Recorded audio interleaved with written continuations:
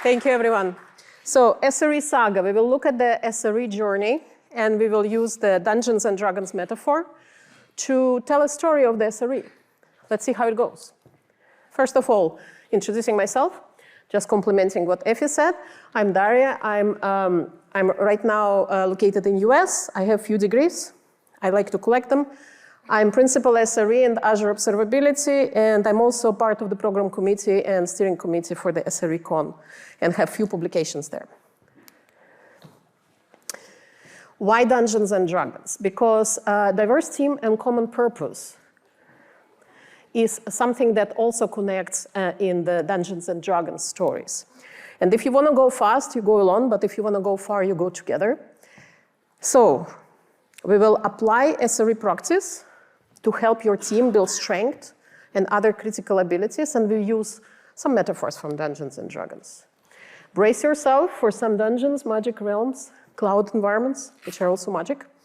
Dungeons, elves, orcs, gnomes, wizards, and all the pictures in this talk, except my own portrait in the previous slide, were generated by AI.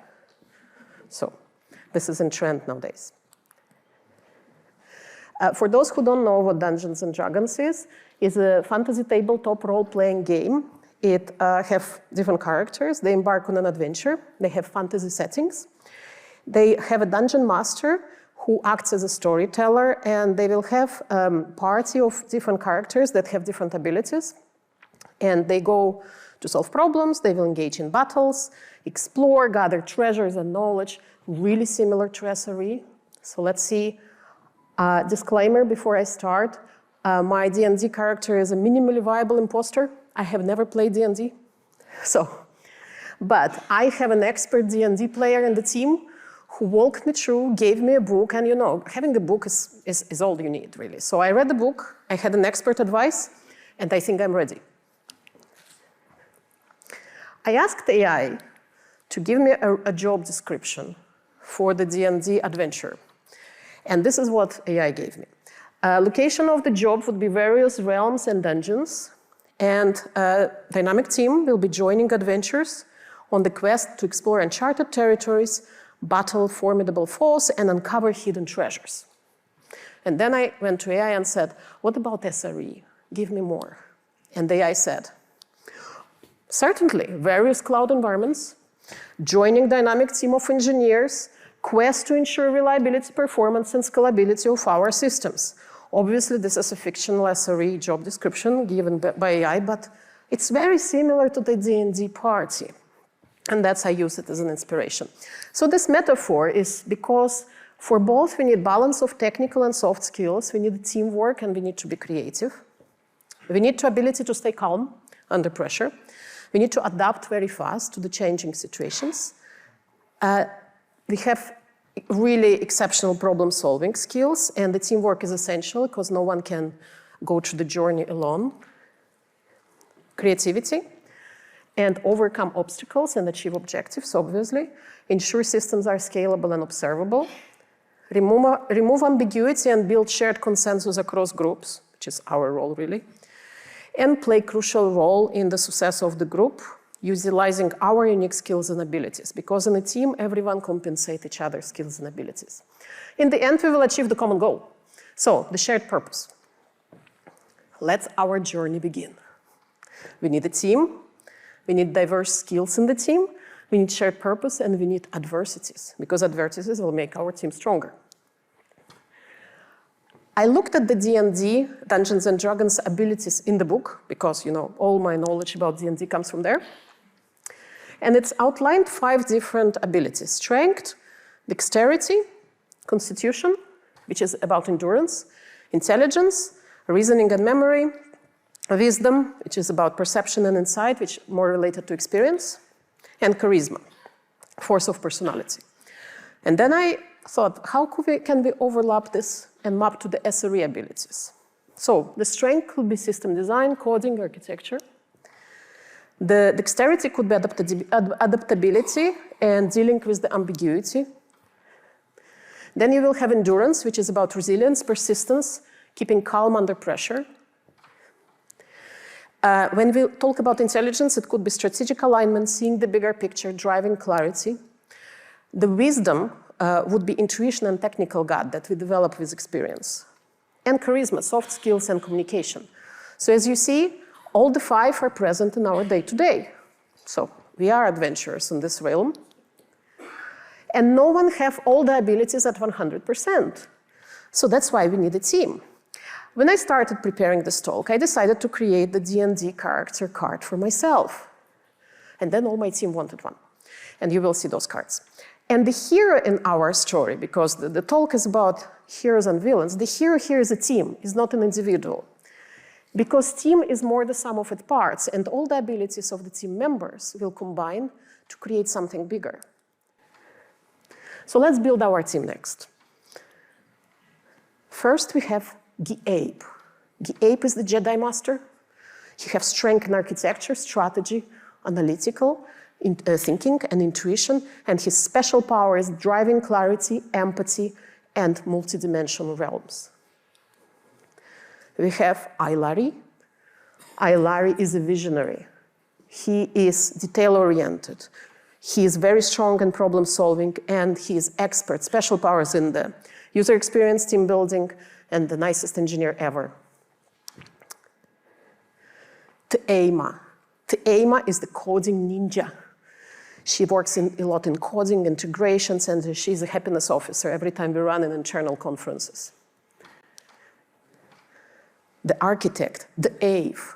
The Ave is all about compliance, security, standards, problem solving. He's logical, high intuition, detail-oriented.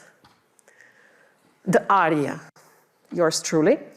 Data addict, community builder, and master of storytelling, and observability diva. The Elise. Elise is the wise one.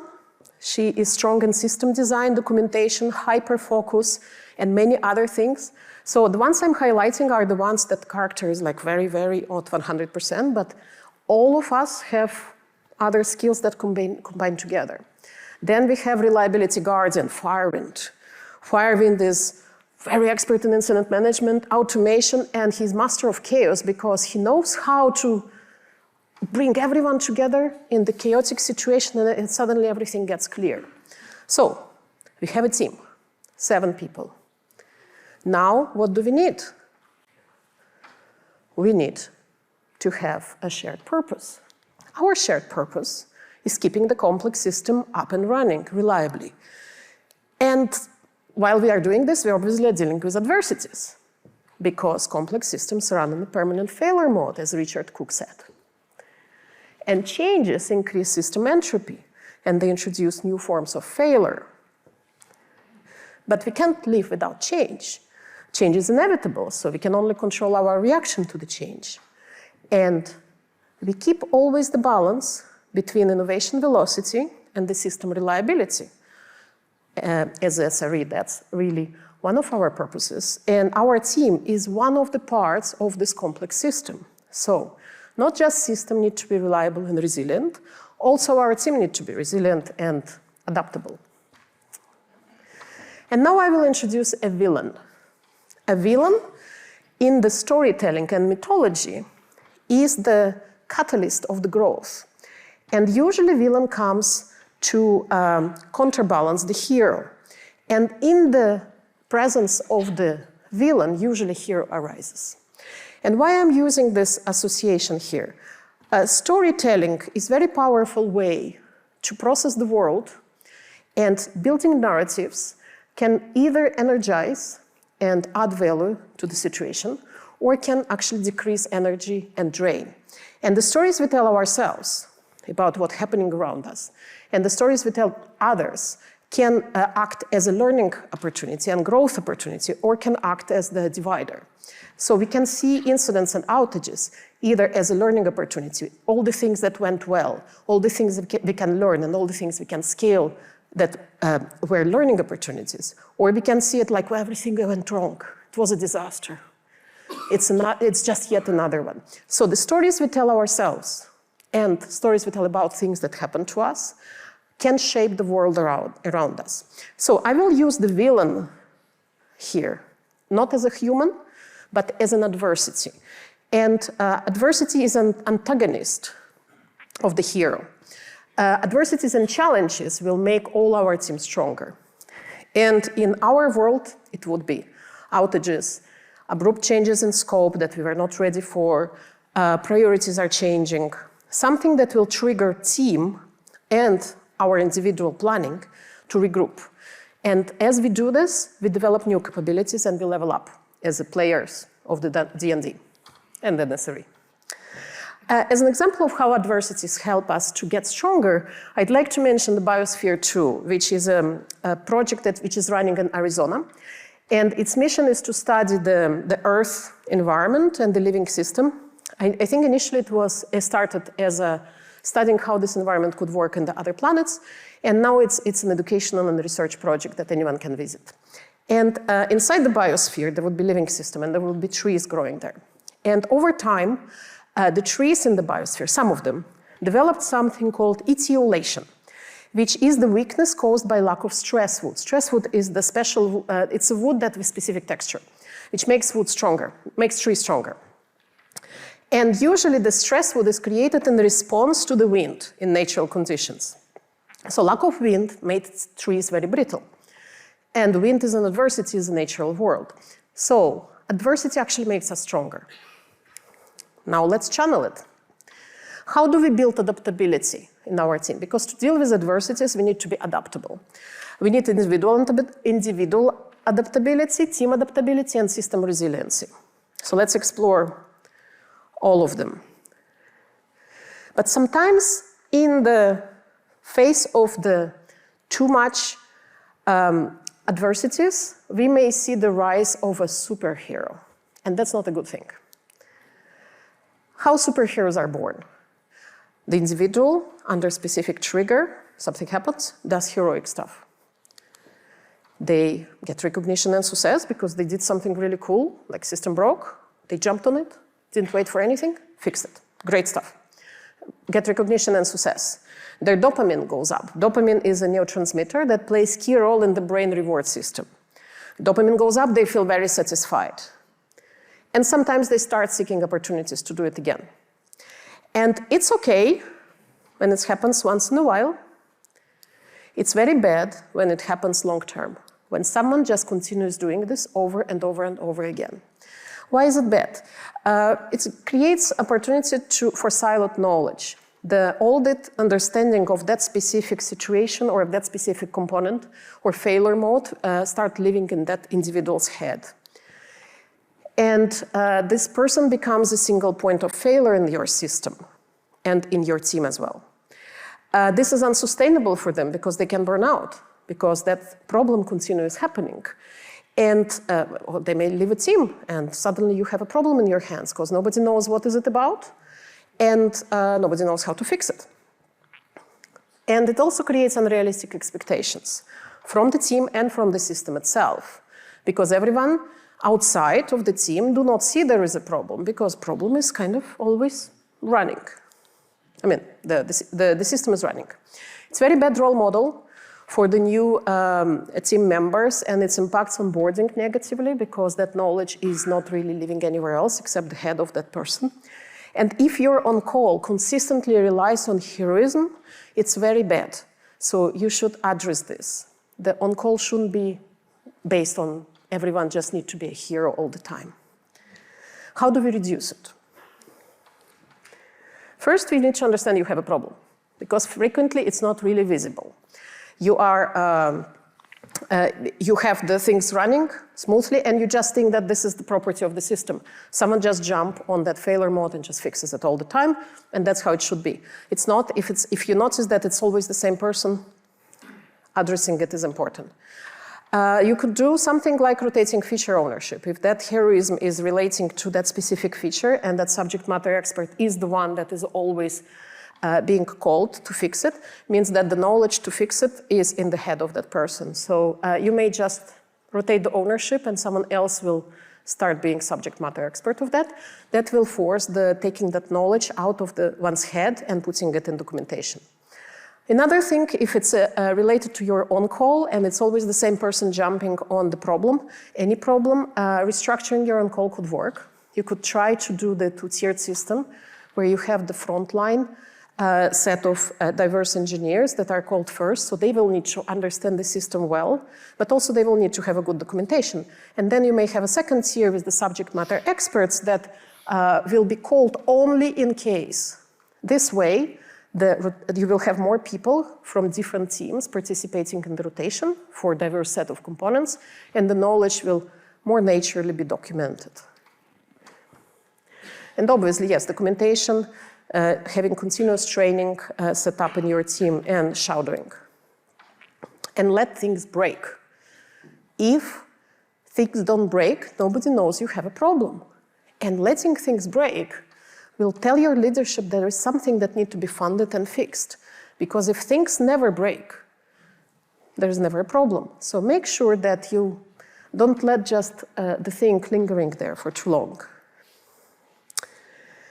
SRE team context and structures. Let's talk about structures of the team. And here's disclaimer. I will propose 5 SRE team types, and they're not specific to one organization. It's rather an abstraction. And my observation throughout last few years of how SRE teams were set up in different organizations that, well, from the SREcon and from what I've been learning in different conferences. So not one type that exists alone, usually. They exist in the hybrid mode. And I was just trying to abstract what kind of the high-level patterns are out there. So first one would be embedded SRE. Usually it would be part of the development team and would own a specific area. For example, could own incident management, could own deployments, or something else. And would just own that area which is related to reliability. Reporting structure would be either through the same dev leadership, or would have dedicated SRE organization that would kind of concentrate different embedded SREs. And the pros of this model, they would have very high domain knowledge on the service where they are embedded, and they will have direct accountability of the area they own. But the cons, the line is very blurry between SRE and dev, and in the environment where there is a lot of feature pressure, they may be shifted into spending their time on features. Then we may have platform SRE. Platform SRE would own product or part of the platform, and that part would play a key role in the cross-service reliability. An example of this could be automation framework or some common infrastructure components.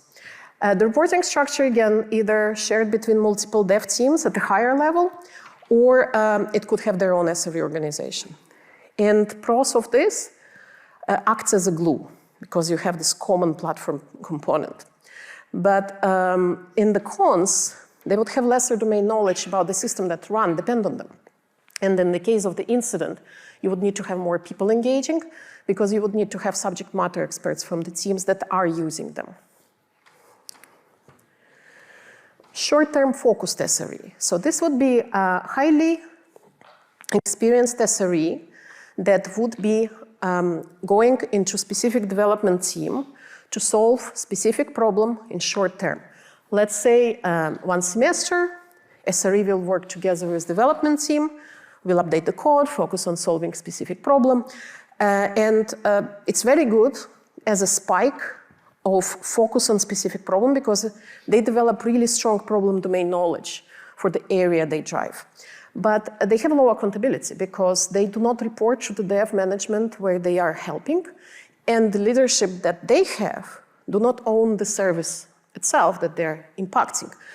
And they would have low service domain knowledge, and it could be costly to ramp up if your system are very heterogeneous. Next one would be ongoing capability SRE, which is a team that provides specific capability like service to the entire organization. The most common example of this could be the incident response team that is called first, or for the communication. Or, for example, a team that builds some reliability or operational maturity dashboards. And they are running that visibility of what's going on end to end.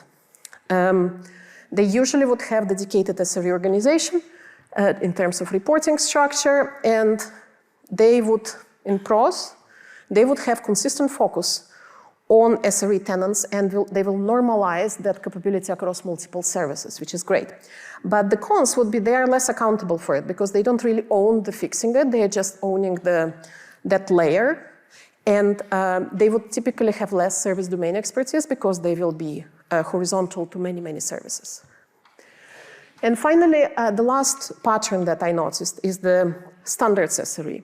So standards SRE is the central team that oversees reliability state of specific, or maturity of specific capability. And they would identify end-to-end platform gaps, and they would prevent them from recurring by highlighting them and by, by finding how to address those gaps end-to-end at the platform level, and they would be helping to prioritize and drive this resolution. Usually, again, would have dedicated SRE organization to report, and it's very good as a dedicated focus to drive concrete initiative, but it's difficult to build trust because those teams would be external to all the dev teams, and they wouldn't have much grounding and active service attachment with those teams. So, 5 patterns that I observed throughout last few years across industry. And they don't exist just as one. Usually you would have the hybrid of them, and they work in collaboration if more than one exists, and they would really inform each other's priorities. How big is your SRE team should be, assuming you have a dedicated SRE function?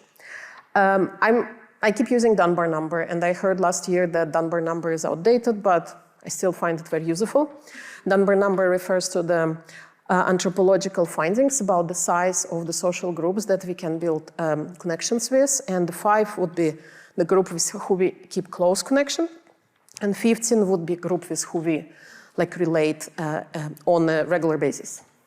So, the formula I'd like to propose is your SRE team should have at least, so this is not like an absolute number, 5 people in the team, because you need to have sustainable on-call cadence. At least 2 senior engineers, because someone will need to help to, up-level and upskill the more junior members. 1 glue team member. And it's not just internal glue, it's also the glue team member who will help to amplify and connect the team across partner teams. You would have 1 force multiplier that will have an interest in elevating the team. This is that person who will be highlighting the team work or will be understanding how team can be even more effective and where team have been successful and will amplify the value of the team. You will need to have 1 common work stream, and it's not necessarily, this is the feature platform we are working on. The work stream would be something that glues people together. For example, joint incident retrospectives that happen regularly, or joint risk threat modeling, something that all team does regularly, which would break them from the regular day-to-day. 1 opportunity to celebrate their achievements weekly. This is very important because we frequently forget to celebrate things. We focus more on the bad things that happen, things we need to fix, things that didn't go well, but celebrating things that went well is extremely important. And it can look like as a demo, regular demo sessions, or regular reviews of the successes that team had. And a team should have at least 5 buckets of measures of success. And in each bucket, you would have multiple KPIs, likely. But the 5 buckets I'd propose is make sure that you know what your customer satisfaction is and who your users are and are they happy using your product. How's your business growth going? And what is measuring it even? How's your platform reliability going? Do you have SLIs, SLOs? Most likely you would be using those. Error budgets. What's your operational maturity? And this could be as far as what is your time to mitigate issues, time to resolve issues, how many risks you have in the systems, how many repair items you have that are pending, and what's your team satisfaction. And frequently we forget about this one, and I'd really like to stress this one, it's important. And the team satisfaction is not just rate from 1 to 5 how you are doing and then walk away. No, we need to be more intentional about this. We need to make sure we interview on-call engineers regularly to hear their feedback and also to be on point of how this feedback will be addressed, because this is critical feedback which will help make everyone's life better.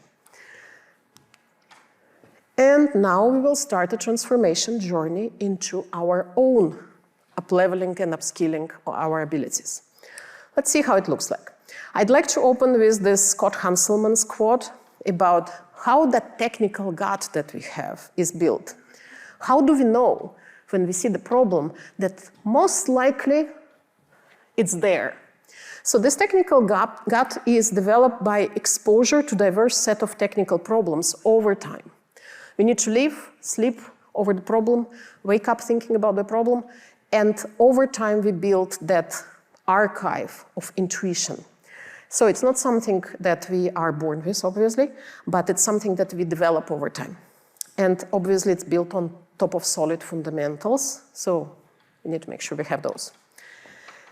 And to build it, we need to be intentional, because if we just let life happen to us, nobody knows where we want to be unless we reflect on it and we visualize, like, this is where I want to be in 6 months or in 1 year.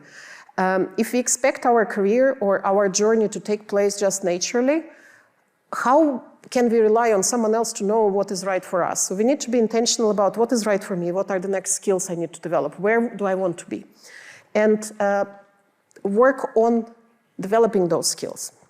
So how do I do this?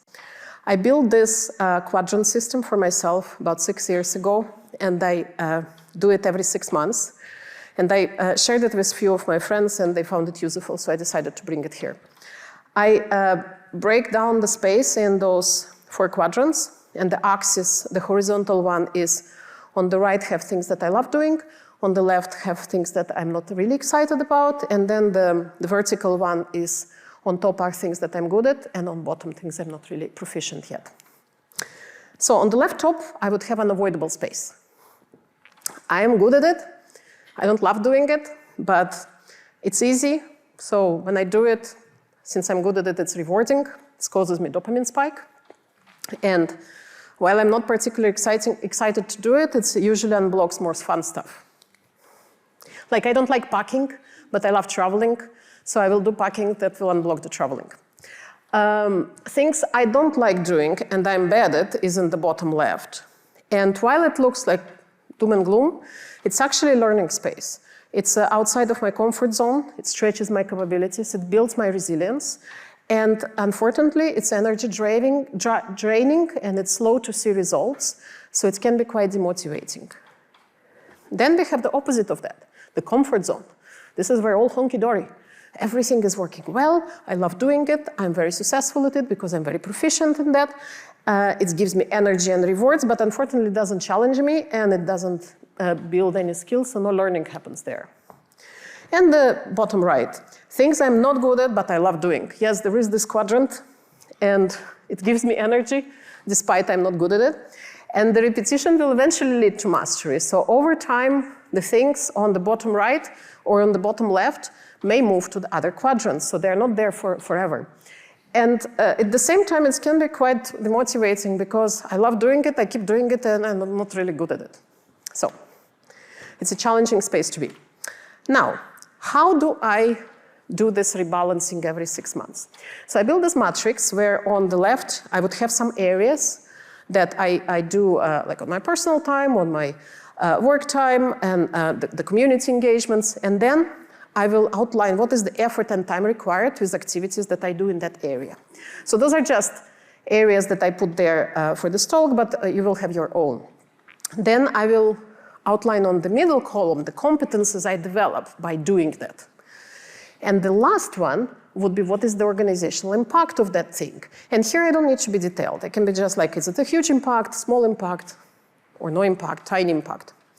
And then once I fill in this matrix, which I do every 6 months, I will add this thumbs up and hearts based on that previous chart. Thumbs up will be, I'm quite good at it, or no, or I add nothing, means I'm not yet good at it. Or I add heart, it's like I really love doing it, this gives me energy. And then I will try to find the sweet spot. Because, well, no talk is the talk without Venn diagram. This is for those who didn't give a talk yet. I will need to balance between still have a business impact, still do the stuff I love, and at the same time learn and grow. Of course, perfection doesn't exist, but trying to optimize around that sweet spot is the best. So then I will return to my original quadrant system, and I will, again, the text here, the pictures are the same, but the text is different. I will put those things that I put in the matrix against the quadrants based on the thumbs ups and hearts. And I will say, okay, here's this thing A, I'm good at it, it have big business impact. Yes, I'm not really excited about it, but I will keep doing it.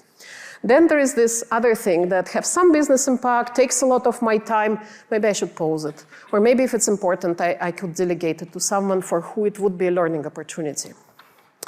Then I will go out my comfort zone and I will say, okay, there's this thing D, it generates a business impact, I will keep doing it because this is outside of my comfort zone, I really need to challenge myself. But then there is another one, this thing E, that drains my energy, have very low impact, I tried, for the last 6 months, and I've seen that it's still draining energy, it still have low impact, I'll probably stop doing it. And then I will go through each quadrant, and I will do that rebalancing again. So I won't go into each detail.